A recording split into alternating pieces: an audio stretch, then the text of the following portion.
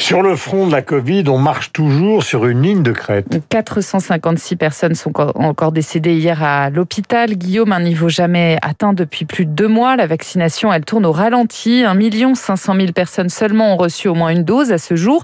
Hier, Pfizer et BioNTech ont promis d'en livrer 75 millions de plus à l'Union européenne au 2e trimestre.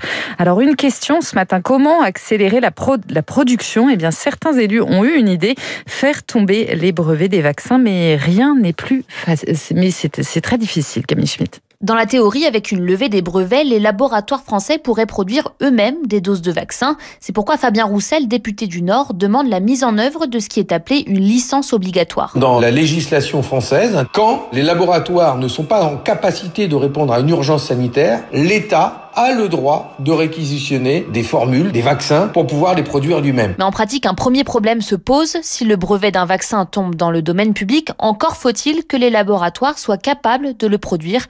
Pascal Canfin est président de la Commission de la Santé au Parlement européen. Les toutes dernières technologies que l'on utilise, l'ARN Messenger pour le vaccin Covid, c'est quelque chose que les autres laboratoires doivent eux-mêmes apprendre à manipuler. Et sur le plan juridique, déclencher cette licence obligatoire implique une procédure longue et complexe, explique François Pochard, avocat spécialiste en droit des brevets. Il y a une phase de concertation entre différents ministères. Vous avez une commission spéciale qui doit se réunir. Il faut qu'il y ait des rapporteurs qui vont émettre des rapports, etc. Donc, en moins de 4 mois ou 6 mois, on n'est pas capable de sortir un outil juridique qui puisse fonctionner correctement. Depuis octobre, cette question de la levée des brevets fait l'objet d'âpres négociations à l'Organisation mondiale du commerce. Aucun consensus n'a été trouvé pour le moment. Camille Schmitt, et en attendant, la Haute Autorité de Santé en France doit donner son feu vert cet après-midi au vaccin d'AstraZeneca. Les premières doses seront livrées a priori dimanche. Elles devraient être réservées aux soignants de moins de 50 ans. Les pharmacies pourraient également l'administrer.